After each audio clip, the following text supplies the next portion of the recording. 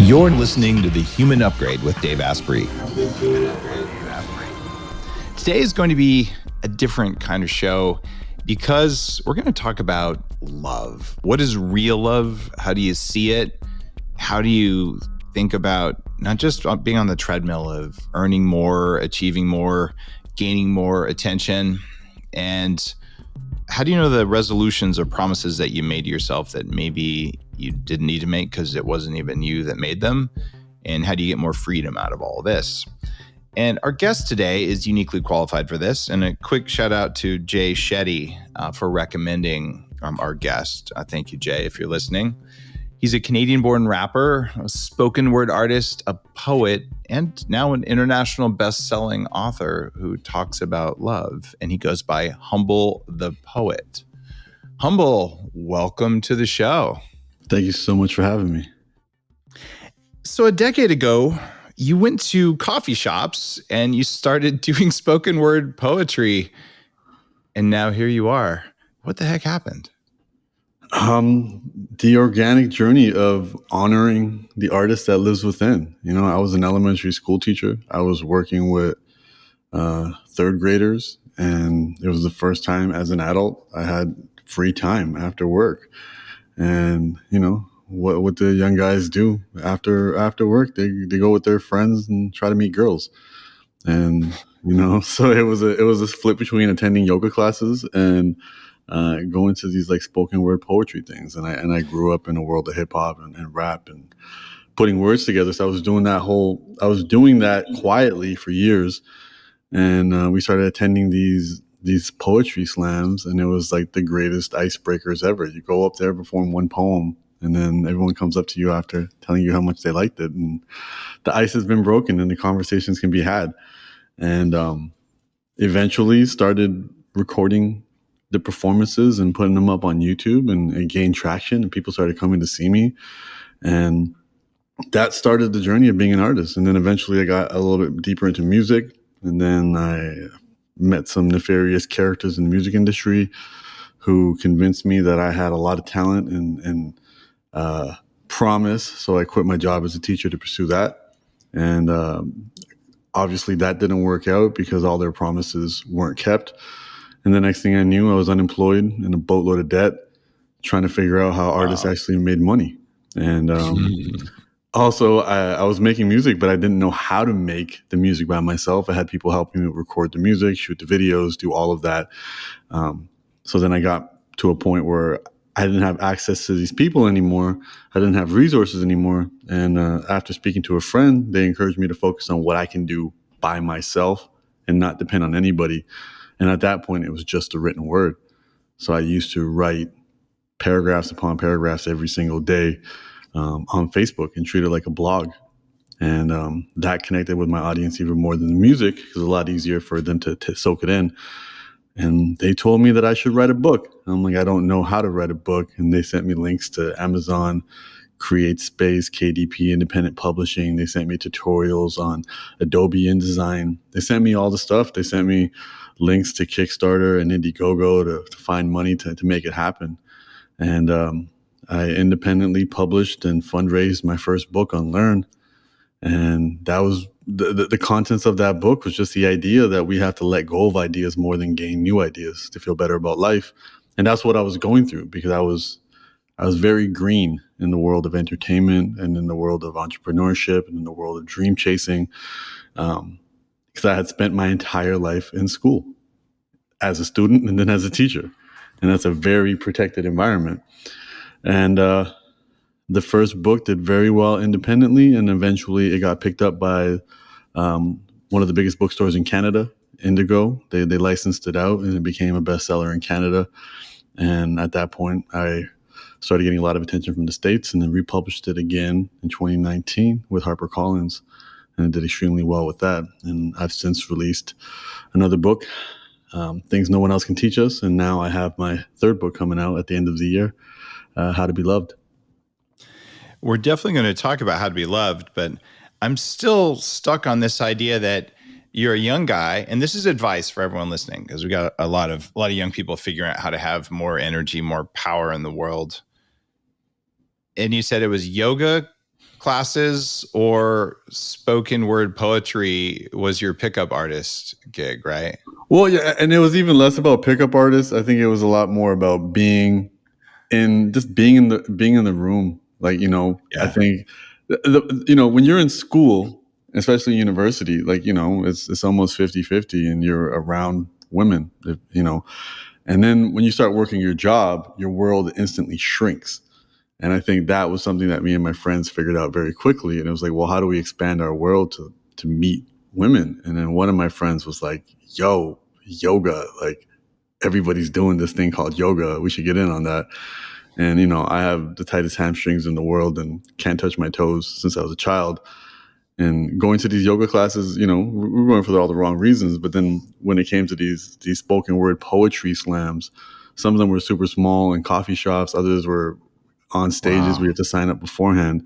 And again, it was also, there was the creative spirit in me that had never been honored before. A lot of children and immigrants are encouraged to focus on what's safe and secure. So this wasn't something I ever thought about seriously. So and the immediate gratification that came from it was the attention I got from women. They're both about being vulnerable, yoga and standing up in front of a crowd and doing something. In the US, but maybe not in Canada, the number one fear that people have is actually public speaking. So they'll swim with sharks before they'll stand on stage. And it's one thing to stand on stage. It's another thing to dance or to perform on stage, right? That's another level of it. And in yoga, you're showing up and you're automatically comparing yourself to everyone else in the room, falling on your face, as I have many times in crow pose in front of attractive women in tight yoga pants, right? And so either way, you're risking, public humiliation, but it also shows courage and vulnerability. But okay, so I get all that, but then you've got a Mr. Rogers vibe, but with a ZZ Top beard going on. Because the third grade teaching thing and the kind and the loveness, are you like the next generation beat poet, Mr. Rogers? Is there some of that in there? Because some of what you talk about with love has that vibe of kindness in it, and the language of kids. I think I'm getting there. I think back then, the last thing I would have viewed vulnerability was as I wouldn't have viewed it as a strength. It wasn't until many, many years later that I actually realized that vulnerability was a strength. I was, again, just the way I was raised, the neighborhood I was raised in, you viewed all that as a weakness. So, the last thing you wanted to do was go to yoga class and fall on your face, even though Right. you're absolutely correct. There's a lot of value in trying, a lot of value in failing, a lot of value of putting yourself out there, and a lot of growth that comes from being uncomfortable. Back then, these aren't things that I knew. Back then it was like, when I'm performing, it's got to be perfect. When I'm doing yoga, I'm only going to do the moves that I know how to do. And if people aren't watching, then I'm just going to stand up straight and fix it. And it wasn't until much, much, much later that I start to realize that this art isn't about presenting anything. It's about exploring. And that took me quite a while. So, and my experiences, as an elementary school teacher, I taught in the same neighborhood that I had once lived in. So I had a lot in common with the kids. It was the second largest elementary school in Toronto, and I taught for about 6 years, and I never had a white student. The entire school was new immigrants from various parts of India, Pakistan, Somalia, Jamaica, the Middle East, Assyrians, Iranians, and then a few people from South America. And the only Anglo-Christian names, the only Christophers I've ever had were kids from Jamaica. And that world, I think I added a lot of value, kind of symbolically. And I think that's kind of how I got the job, more than my credentials and my experience at that point. But I think it definitely helped me sit in front of a room full of people staring at you intently and performing. And it taught me a lot about taking heavy ideas and making them light. Can you explain it to an 8-year-old? Then you can explain it to anyone, or you can speak to everybody's inner child. So there definitely wasn't a Mr. Rogers vibe, or as much, or a ZZ Top vibe, as much as there was a me kind of bringing in me kind of bringing in the neighborhood into the classroom, Got and it. and the kids. And the neighborhood was, it was a new a neighborhood for new immigrants and a lot of marginalized individuals, and the challenges that come with that. So I, originally came in kind of bringing all the worst qualities of people from that neighborhood, and it was through teaching that I started to understand the importance of my role. There aren't a lot of males in elementary school as teachers, and then I started getting trained in programs, being enlightened to the fact that I will most likely be uh, the only consistent male role model for a lot of these students for that year. So then it turned into things like, okay, so even though you're not scared of spiders, you're going to tell the kids you're scared of spiders. So we need to teach the kids that it's okay for men to be scared. And these were things that I didn't even know. So I'm like, I'm not scared of spiders. I don't want to come off as a wimp. And as I said, like this journey of understanding the strength and vulnerability was slowly revealed to me. And it Wow. was not something that came natural, especially in the classroom. But it did help me realize how much of a suck it up culture I grew up in, where I heavily self-regulated, and I only looked to my family for emergency cases only. If I was in a lot of trouble, if I needed money, like if shit hit the fan, go to your family, and they were always there for you. But the little things, I needed help with my homework, I had a crush on a girl, wanted advice. This is, you figure it out yourself. Don't tell anybody anything. So I think I overly corrected and self-regulated, which actually isolates you from people, because our interconnectivity is so important. Hmm. Your new book on how to be love, with a parentheses on the D's, how to be loved. I mean, your subtitle is Going Easier on Yourself, Embracing Imperfection. Well, let me ask you this. Okay, you're a teacher. You're the only male role model for these guys. How do you go about teaching boys to be men in the modern school system, where there's a lot of political correctness and control on what you can do, and recognizing that the model of masculinity that you and I both learned, which is unless you're actually having a seizure or bleeding out, you're not going to say anything, right? So how do you go about showing up but still representing masculine qualities, because there are such things as masculine qualities? How would you do that as a teacher, and what would you do different now than you did back then? Um, so what you realize very, very quickly is they don't listen to what you say. They look at what you do. Yeah. And again, like I have a bunch of tattoos. I have neck tattoos. I have tattoos on my hands, and I had all of these as a teacher as well. So I think I think they actually found comfort.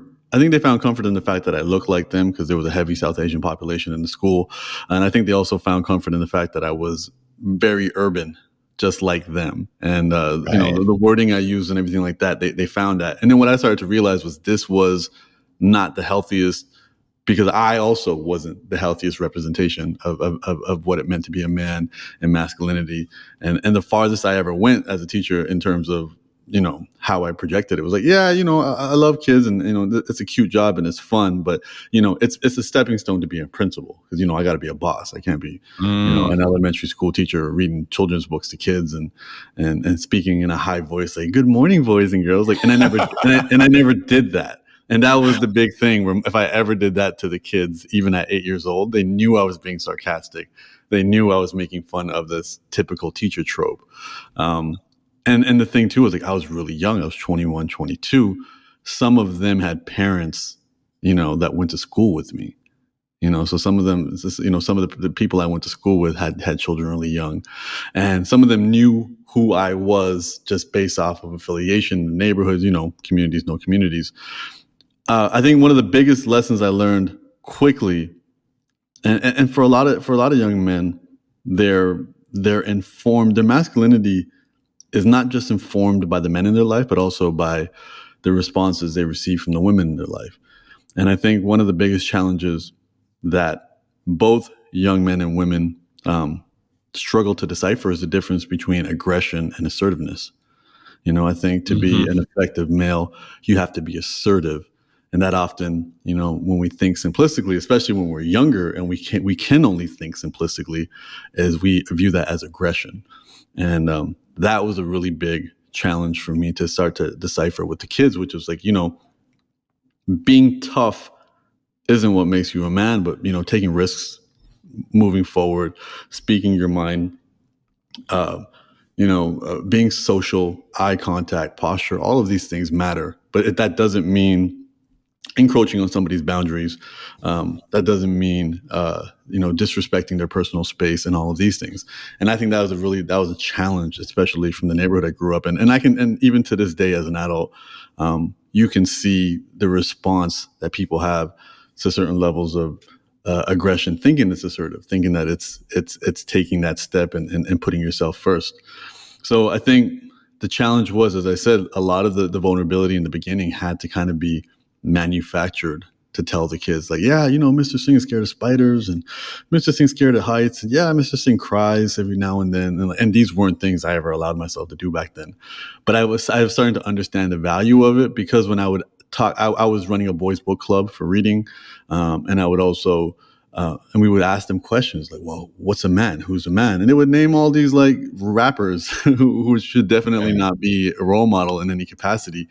And back then, the prevalence of hip hop was all gangster rap. And it was all, drug selling rappers, which isn't the case as much as now. But so I think that helped me become a lot more aware that this pseudo alpha male posture that we bring, which can definitely serve us if we grow up in challenging neighborhoods, to not make us a mark or a potential victim of something, doesn't always serve us. It can serve as being intimidating to people in a certain way, and especially with the kids. I wasn't always cognizant of the fact that I could intimidate the kids if I was upset, or with the tone of my voice and stuff like that. And it took a while to realize, like, they're just kids. Their brains haven't formed the way they have. So there was a lot of modeling in that capacity. And I think the other thing that really helped was really focusing on being responsive versus being reactive. So the one reputation I had is I was never getting upset with the kids and yelling or getting mad.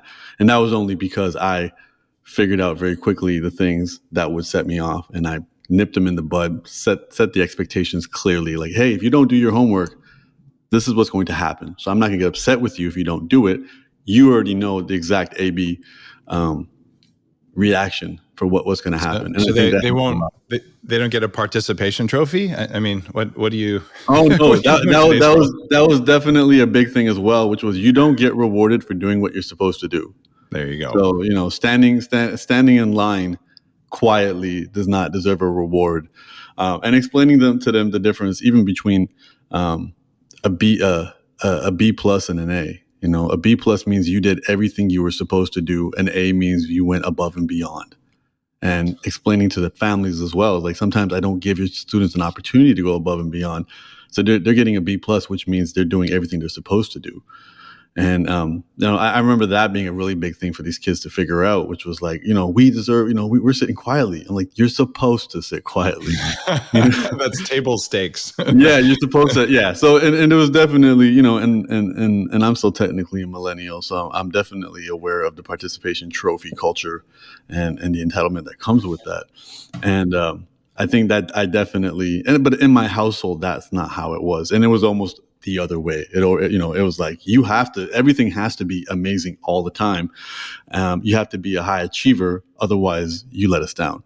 So I think I was finding that happy medium. Most of the people I interview on the show, we get people who've just done great acts of healing on themselves and others, like Gabby Bernstein was just on, and she's a good friend, and not a PhD in something, right? You're not a PhD. Like, this is lessons from life, but you learned first how to teach and then how to write books. And those are the ways you distill wisdom. That's why I do it too. I taught for 5 years. I teach in my Upgrade Collective and in the podcast. Because that's the only way I know how to learn, is to either like really carefully structure it in a book. And yours is more poetry, but still you put a structure behind it and you address some of the core philosophical questions, which I wanted to have you on the show. Plus Jay's really smart. So if he's like, Dave, you should interview Humble, he's not going to steer me wrong. So let me just ask you straight up. There's a section in your book, and it's called WTF is Love. So what is love? Like, give me the one sentence definition the way you've learned it. I mean, probably my favorite one sentence definition is the Naval Ravikant quote, which is, love is what remains when all other emotions, cease to exist. Love is the everything and the nothing. So, from an Eastern philosophy standpoint, when we think of the divine, the almighty algorithm, God, it's the code in the matrix. It's everything. It's the screen that life is playing itself upon. And as I said, everything I do it's in the vein and spirit of unlearning. So it's more about taking away than adding. So it's more about how to clear pathways for love than acquiring love. Love isn't something you acquire. It's something you realize. It's something that you open your sails to. It's something that's always there. And we're doing everything that we're doing from a societal, cultural, religious, consumeristic perspective is just closing those pathways and putting roadblocks in the way for us to realize something that's always been there. And that's why it really is how to be loved versus how to be loved. We want to be loved. And the secret to that is by being loved and viewing love as the verb more so than this prize that we have to be worthy of. We have to earn, or we have to be something, this inaccurate measurement of enoughness that we think we need to have to be worthy of love, and thinking that our flaws disqualify us from love, knowing that every single person we love on this planet, we could write a book on their flaws, and none of those flaws disqualify them from love. How would you go about teaching someone to look at someone they don't know with love?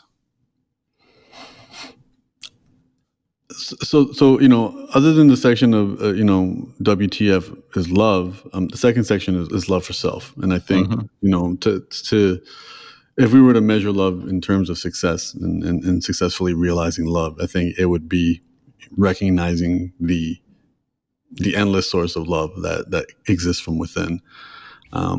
So for someone to be successful in love would be for them to be able to tap into that, and now on a day-to-day basis focus on sharing that overflow. And again, and also in the book saying that, I'm not here to romanticize love. As I said, to practice love, to serve, all of these require practice, whether it's learning attunement, whether it's learning active listening, what's learning how to be there for people. Love isn't the glue that keeps people together. It's the fuel that makes us work at it. So I think encouraging someone to love others and creating that authenticity, I think the number one word would probably be service on my end, looking at them and saying, what can I do for you? And whether that's helping them feel seen, whether that's helping them pragmatically do something that they need to accomplish and finish from a 3D life perspective, whether that's just listening. Because I think so often, whether we're talking about romantic relationships, friendships, it's always the opposite. It's like, I want you in my world. Hey, Dave, we get along. I want you to hear my favorite songs. Hey, I want my kids to take my interest. Hey, I want all these things happening. But the truth of the matter is, it's really about that loss of self. It's how do I lose myself in the service of others? And that doesn't require, a lot of a deep understanding. It just requires a lot of work and patience. And how do you ensure someone knows you're paying attention to them when they're speaking? And then how can you go above and beyond that to let them know that not only are you walking in their shoes, but you're living in their skin and you're feeling what they feel? For me, I never had an adequate grasp of the word empathy until maybe 2 years ago, after a medicine journey, where I realized if somebody was sharing pain with me, it was triggering. I didn't realize it was triggering my pain. I just thought it was an annoying feeling, and I wanted to fix it. I'm a fixer. And then what I realized was when they're sharing their pain, it's connecting with my pain, and I'm feeling my pain, and I'm only trying to fix it because I want to shut them up to stop triggering my pain. But empathy is feeling my pain, sitting with my pain, and just giving them a hug and being in pain together. And that took me legitimately up until the pandemic to actually have an authentic feeling for that. And it was, through a medicine journey of breaking down many of the walls that my reaction to life had built up. So I think, there wouldn't be a universal way to just tell a person, all right, here we go. Boom. We're going to pull off a bunch of shades off your third eye, and you're going to see all the love in everybody.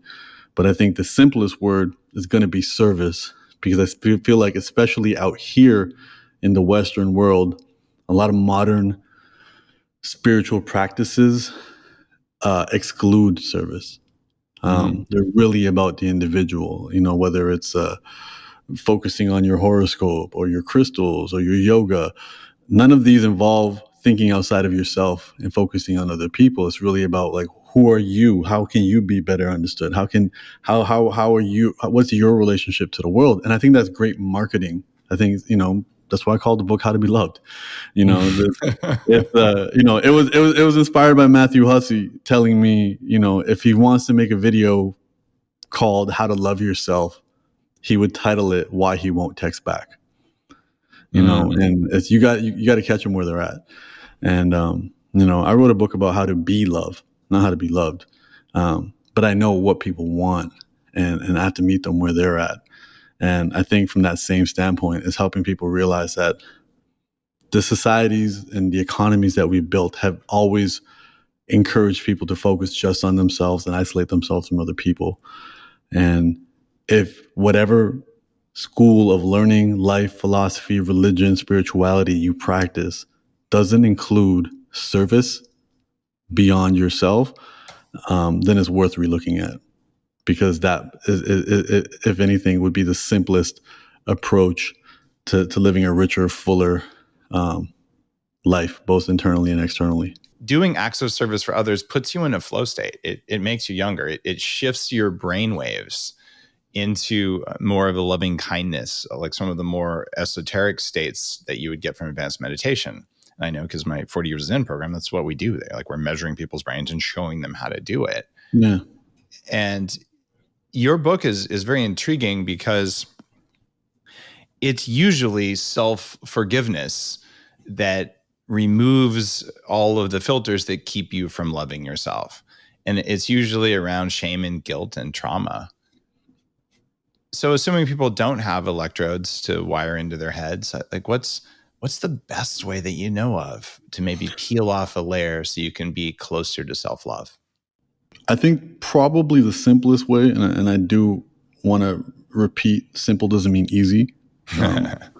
I think the simplest way is to and at least from a 3D perspective, is to revisit your relationship with your body. Your body legitimately is your ride or die. Your body has legitimately been with you since day one and has done everything in its power to support you. If you are injured, it makes the adjustments. If you are sick, even though we might view a fever as an unpleasant experience, that's your body fighting an illness. Your body has had your back, and I want people to think about, but what comes to your mind when you look at yourself in the mirror or when you look at your body? We often look at it with a critical lens. Oh, I need to address these love handles. Oh, I wish my shoulders were bigger. Oh, I wish I had, a nicer chest. Oh, I wish I had a flatter stomach. And despite all of that, your body will still stay with you and honor you and do as much as it can. And you could legitimately chip away pieces of it, and it will still try its best to work with you. So many issues we have are a result of our body trying its best to work around our bad habits. Like sitting is the new smoking, and our bodies are trying to work with that. Making adjustments to all the screen time that we have, all of this. So I feel like the quickest, simplest way is to go look in the mirror, get naked, look in the mirror, and list 5 things on your body. Have people even thought about their favorite parts of their body? List 5 things, not things that people have validated on you. What do you like? What do you enjoy? And it's tricky because we don't generally honor our body until we get hurt.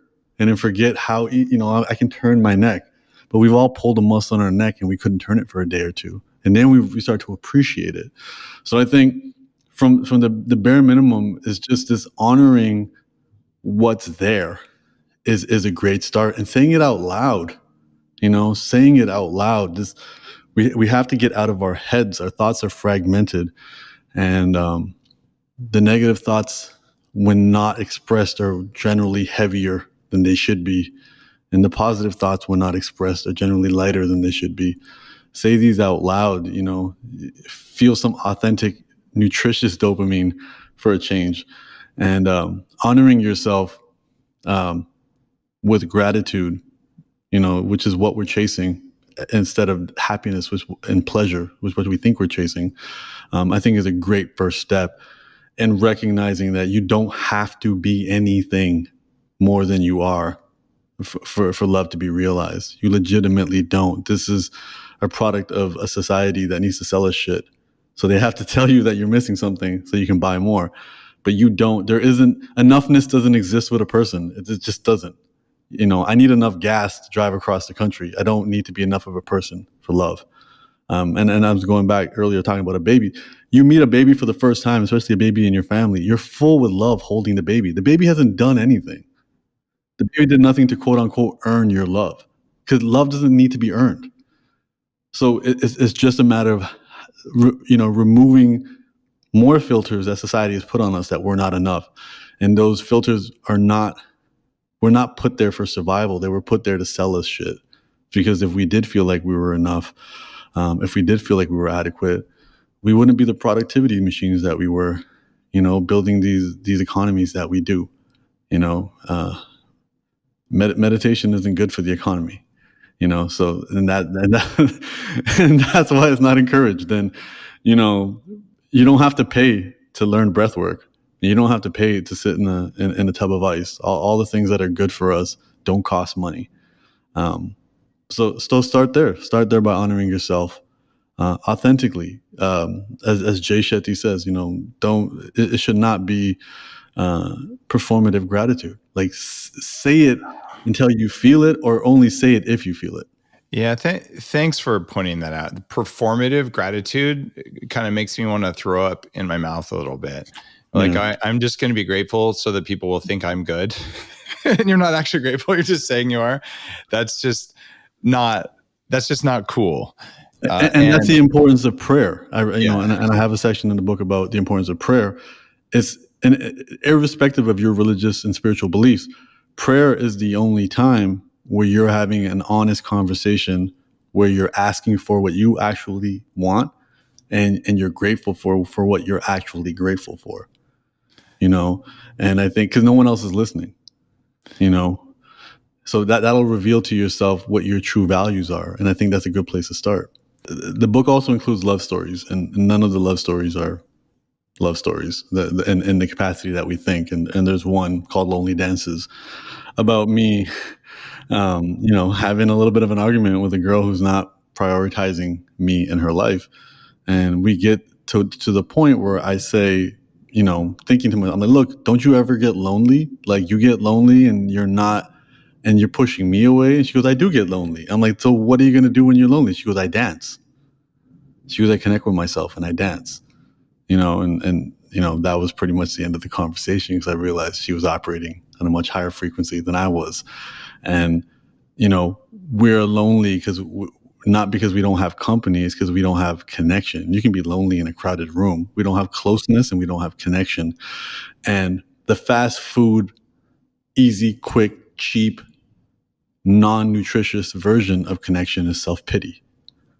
Nobody knows what I'm going through, just me. So you're creating a connection with yourself, but only quickly. And you'll see that's what you'll see on social media. Every community and group now can be framed as a victim of something. They're really pulling on this self-pity to get to you, but it's not. There's no nutrition. It's McDonald's. It'll fill you up, but there's no nutrition in the long run. That's why you have to keep doing it. And you have to triple, quadruple down. And, that's literally the foundation of modern Western politics, is who can frame themselves as the biggest victim.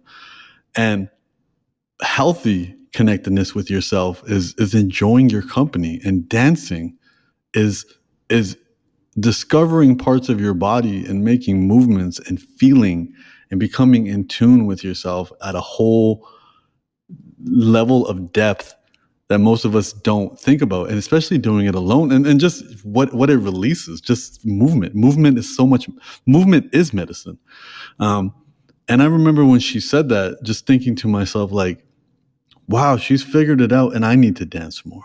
When I have these moments of loneliness and isolation, it's not calling up the homies and being like, where are we going tonight? What's happening?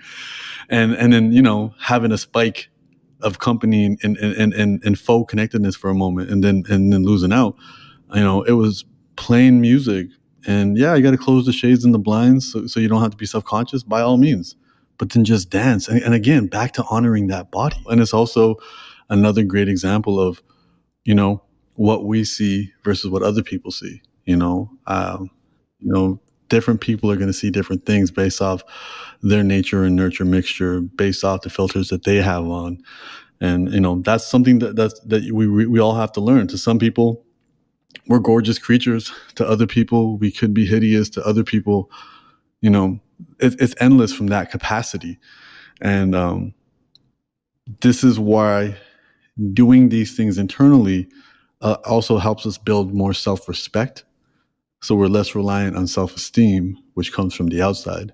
So in terms of needing outside validation to feel good about ourselves, when we do things internally, we'll need a lot less of that. And again, it's simple, not easy. Just keep your promises to yourself. Do hard things. Voluntarily get out of your comfort zone. And I'm hoping, especially since the pandemic, people understand the importance of voluntarily getting out of their comfort zone, because life will do it for you. So Yeah.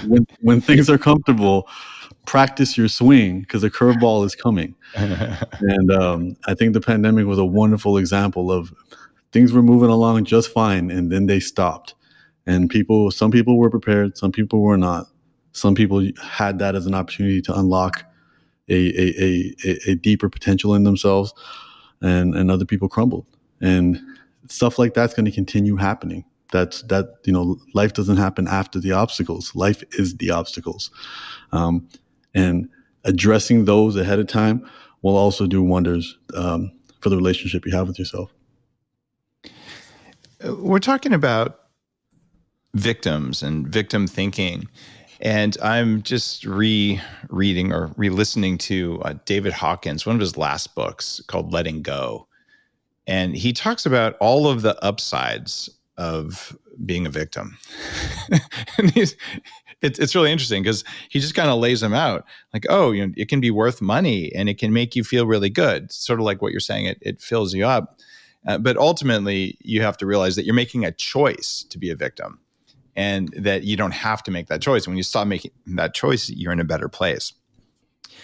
So what advice would you have for someone who's sitting, listening to this and saying, I'm a victim of whatever disease or accident or scarring process, someone who has had damage to their body, for them to have self-love and to drop the I'm a victim of, I'm suffering from versus I experienced? I think understanding that our challenges may not have been our fault, but they're still our responsibility. Were they anyone's fault? I think power only lies in responsibility, which often we call blame. So when you point your finger at whose fault you think it is, you've assigned the power. Exactly. So for me specifically, and I'll give you an example. Years and years and years ago, I was violently robbed in New York. 4 guys, a gun, got beat up, got all my stuff taken. Clearly not my fault, but I had to, to do the work, especially to address the PTSD that came with that experience. I had to ask, what was my responsibility? Where was my power? In my choice of taking a route in a city that I wasn't familiar with. It was 2 a.m. I'm talking on the phone. I'm carrying shopping bags. I'm in an isolated area. I see a group of guys. I see them walk away. I see them stop. I see them turn around. I see them look at me. These are all things that I see happening, and I'm blissfully ignorant to it because I'm just like, there's no way this is happening. And again, it's not about blaming myself more so than trying to recognize where the reason these things continually play in our minds is so we can incorporate them. I believe in the word incorporate more than healing. Incorporate the learning that comes from these experiences. Trauma is when us being naive to something meets malevolence or bad shit. And, that makes us cynical. And I think for me, revisiting it over and over and over again, thinking, where was my power? Where was this my responsibility? Not all of it, but even if I was 1% my responsibility, that's where I'm going to find my power. And I think in all of these situations, that's the case. And I think especially when we're talking about people, dealing with injuries, dealing with being scarred, dealing with something that totally came out of left field, sometimes it may simply be like going back. There was very little I could have done, but moving forward, where is my power? There's very little we can do to speed up healing. There's an infinite amount of things we can do to slow down healing. And sometimes we make choices to slow down the healing. And, a friend of mine just had a big hernia surgery. And he just, every morning he goes, I am happy, I am healing, I am getting healthier. Just saying those words would probably be more beneficial than being like, this sucks. When will this be over? He's not specifically saying there's magical powers in the words, but I think he understands that he's nudging himself in a better direction by simply having that attitude. Because your attitude and your efforts are always, always, always in your control. So always focus on that. It's more important than you might think. So many people have been trained by their doctors or pharmaceutical advertising, or some say, I suffer from psoriasis, I suffer from whatever. Like, you could just have it, or better yet, your body is experiencing that right now. And that's the reality. But if you tell yourself you suffer or I'm struggling with, how about stop struggling and just have the thing? Because struggling and suffering are choices. And you might be doing them unconsciously, and you might not have chosen to do them, but you don't have to do them. And I feel like a lot of this conversation around self-love, it revolves around ego, which is what's making you suffer and struggle. And I don't know for sure how to, in one sentence, tell someone, you can stop doing that. I know how to do it relatively quickly if we can show someone what their brain is doing. But you can also feel what your heart's doing if you're just paying attention. But so many people haven't learned to pay attention to their heart. And I'll raise my hand as the first. Until I was 30, I didn't think there was any useful signal from below the neck. But it turns out there might be something useful in all that noise. How would you help people who are working on that self-love, which allows them to better love others? How do they connect to their hearts better? I mean, my favorite definition of meditation is doing nothing. Sit and do absolutely nothing. To take out the question of, am I doing this right? Because I think that's the general question when people meditate. Am I doing this right? Take the instructions out of it so there isn't a doing it right. You can't do nothing right or wrong. And allowing yourself to kind of clear out a lot of the blockages that we have. And that's going to take some time. I love the languaging that you talked about, I'm suffering or I'm dealing with. The truth is I'm experiencing, a toothache. I'm experiencing anxiety. I'm experiencing stress. I'm experiencing cancer. And I'm not here to minimize any of those experiences. But the stories we tell ourselves or the thoughts we have, and that paints the life that we live. And I'd done a music video where I had, the theme of the music video was gangs. And one of the gangs I had put together, it was based off The Warriors. It's a 70s film, The Warriors. And, I kind of flipped the script. And so one of the gangs were called the Thrivers, and it was all cancer survivors. So it was women showing off their scars, the mastectomy scars or what have you. And one of the women was telling me, she goes, I didn't know how beautiful a puddle was until I got cancer. And I'm like, the story you're telling yourself will definitely impact your level of healing and how you feel on a day-to-day basis. Because there's not a victim mentality there. She goes, it took cancer to make me see the beauty in a puddle. Because many of us who may not be experiencing cancer right now are not looking up or looking down and seeing the beauty in the world that we have. And I think that is really important. A lot of the mental health issues we have are not the feelings that we experience. It's the suppression of the feelings. Anxiety is not your enemy. Anxiety is a warning system. Suppressing the anxiety is what's going to create the mental health issues. Pay attention. Sit, do nothing, feel anxious, feel the dopamine withdrawal, feel the discomfort, feel it, allow it. That's what's going to allow you to be deeper connected with yourself. I think the reason we avoid connecting with ourselves is because a lot of the things that we're going to feel are not going to be pleasure. And we associate pleasure with happiness when oftentimes pleasure is just medication for a lack of peace. It's not having everything. It's not needing anything. And I think that's the important part. And I don't know, I think it's Carl Jung, and Jordan Peterson's always saying it, but to go from a bad place to a better place, you have to go through a worse place. And the process of connecting with yourself will involve you going through that worst place. It will involve that shadow work, whether you realize it's shadow work or not. And again, it does not come from doing anything specifically. It comes from not doing. It comes from just allowing what's already existing to be observed and experienced and giving it its time. Because you are not happy, you are not sad, you are not angry. You're experiencing these things.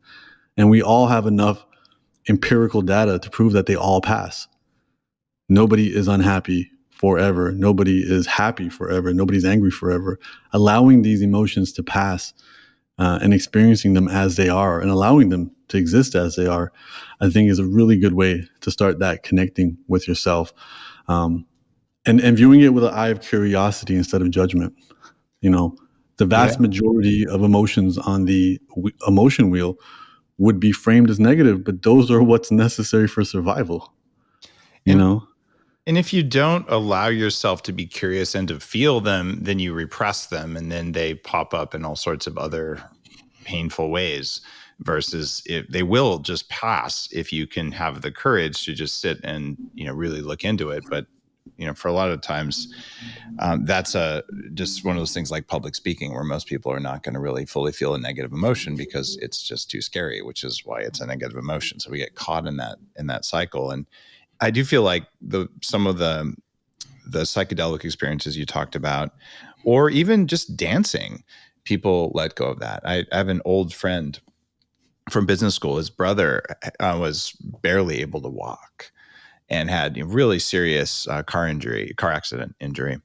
And he said, I just found this group and I started dancing, and I would dance until dawn, like every night, every time I got a chance.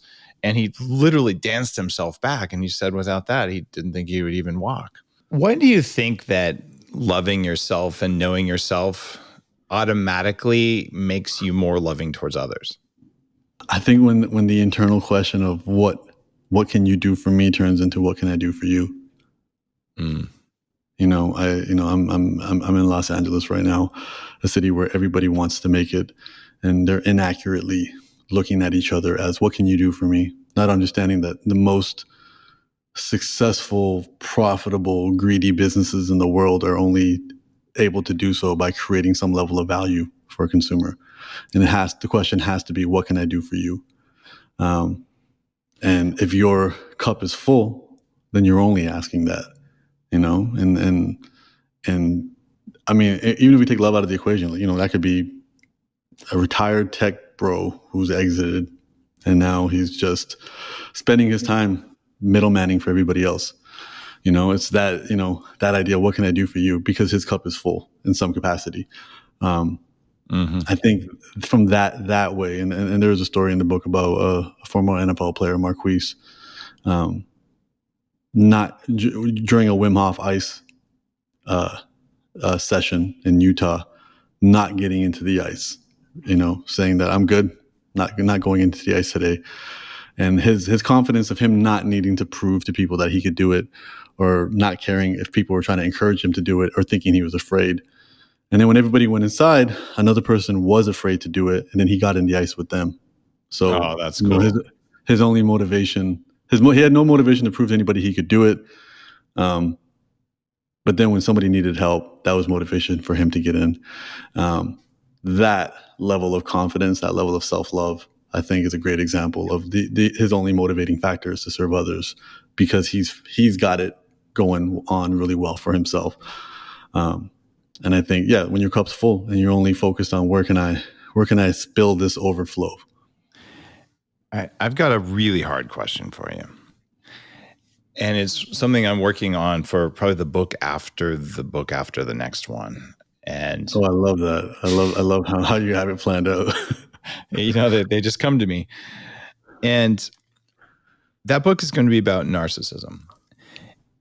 How can I help you? The more you're built into that, we know 6% of people maybe are sociopaths, and they love how can I help you and others. And I'm thinking it's an increasing percentage, but at least 30, maybe 40% of people have some meaningful degree of narcissist tendencies, which means that they're actively seeking people who will help them, but not they're not doing it because they're looking for like a win-win situation. They're looking to take advantage, whether they're consciousness of it or they don't. How do we go about doing that? How can I help you in keeping that vibe, knowing that there are people whose intent is to steal? I look at it I remember asking a friend who went out of his way to put me in front of a lot of people and connect me, and things are going for him very well. And anytime he ever reached out to me for anything, it was always for somebody else. He'd be like, "Hey, Humble, nice. Can I ask you for a favor?" And I'll be like, "Sure. I'm going to connect you with so-and-so. They want you to be on their podcast," or "I'm going to connect you with so-and-so. They need help doing X, Y, Z." And then I was like, wow, like he's never asked for anything himself. And I remember asking him, "Aren't you ever like concerned with like who you help? Like, do you have like a filtering system for who you say yes to?" And he's like, "God doesn't care who I help. God just cares that I help." And he goes, "What's the worst case? Someone takes advantage of it and I stop helping them." And I was like, that was, very, very succinct. And I think we require these experiences of malevolence. We need them. And these individuals, as I said, I've had individuals steal from me, use me. I've had individuals that have inflicted harm on me and violence on me. All of these have just unlocked my potential to be a more courageous individual. When bad things happen to us, we become cynical, and then we think bad. And we get really simple, and we're like, "Oh, bad things will always happen." And then once we spend some time integrating the learning and healing, we can be courageous, which is, I will deal with you knowing that there are possibilities for things to go wrong. And that's a never ending journey. I remember being screwed over in business and being like, "Oh crap, you need a contract." And I remember having a contract and still getting screwed over and be like, "Oh crap." You learn from these experiences, and courage is the antidote for this, which is, and because if everybody, if we didn't live in a world where people weren't getting shot in the back, then, where would the resilience come from? So I do feel, the diversity of mental makeups, as unfortunate as it can be at some points, is extremely important. And I mean, shoot, going back to Hitler, you can trace the amount of technological advances that came from World War II. And you go even further into the Cold War. It's the only reason you and I can have a conversation from two different parts of the world, and everybody can hear it, almost instantly. So, instead of judging things, we can be curious about it. What you tapped into there is a core part of the reset process that I use when I'm teaching people at 40 Years of Zen. And it's that you have to find something to be grateful for. If you were traumatized by World War II and you want to get out of the trauma, find one good thing. Okay, radar. There we go. Radar's useful, right? So there you go. And it doesn't have to be, it doesn't have to be a good thing that's equal in value to all the harm that was caused. It just has to be one little tiny good thing, which is like a little spark that then allows you to do whatever awareness and loving and all the other parts of deep and authentic healing. So I love it the way you just brought that up. What was the good thing from World War II? Like there's a lot of bad stuff, but you can't put it all in black and white. And same thing with every supplement or even glyphosate. That stuff is destroying our soil and our planet right now, and it's making a lot of people sick. It did free some people from weeding a long time ago, which was backbreaking. So there you go. Now we can forgive that. We can stop using it. But bottom line is nothing is all black evil. There's always one little tiny good thing, and vice versa. Even the very best people have their flaws, right? Yeah, the invention of the ship was also the invention of the shipwreck. Oh, there you go. It's this is the thing, and also I do want to put it out there, this kind of concept of light versus dark.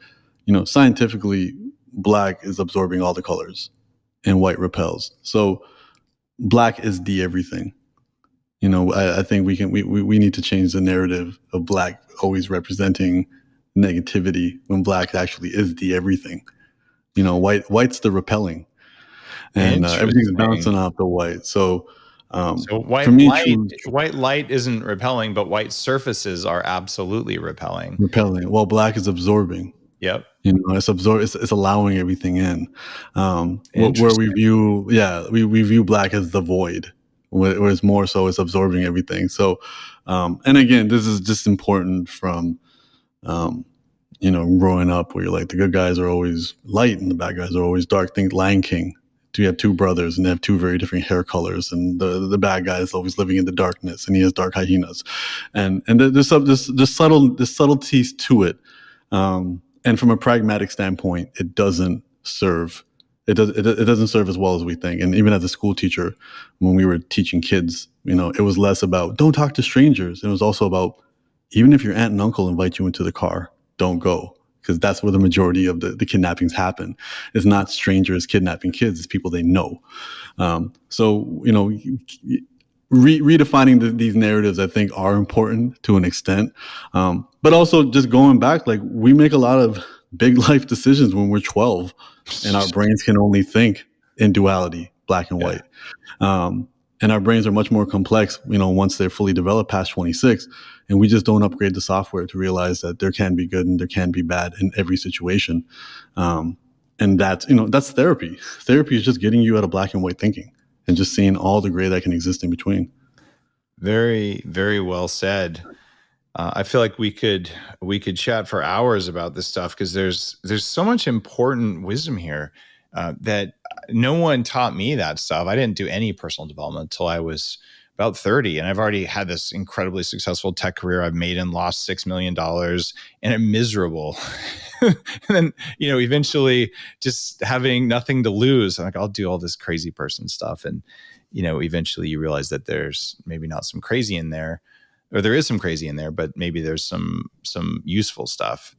And for me, the most important learning of all that was that emotions are not thoughts. They don't have to have a reason. And that goes for love, and it goes for fear as well. And just understanding there doesn't have to be a reason for love. You can just feel it. And there doesn't have to be a reason for fear. You can just feel it. For me, that was really amazing, because I'd convinced myself if there's no reason to be feeling fear, then I'm not afraid, even if I was. And if there's no reason to be feeling love, then I'm not feeling love, even if I was. Right. So the brain can get in the way of emotions. And what I think you've done well in a very artful sort of mental hacker way, spiritual hacker way in your book, How to Be Loved, or How to Be Loved, however you want to read it as a title, when someone reads the book, you're getting that combination of rational and irrational emotional, so that people can more easily recognize the love that's already in there. And that's just hard to do, man. So kudos as a fellow author who doesn't write your kind of book, but I don't think I could write that kind of book. So congrats. No, thank you so much. This was my life jacket during the pandemic. The timing worked out perfectly, where I've told myself, okay, I like to travel. I was like, you're traveling too much. You're relying on this McDonald's breakfast too much, where we need to sit in one place and we need to get to work. And then that was my intention for the year 2020. And then in January and February, I completely broke that intention.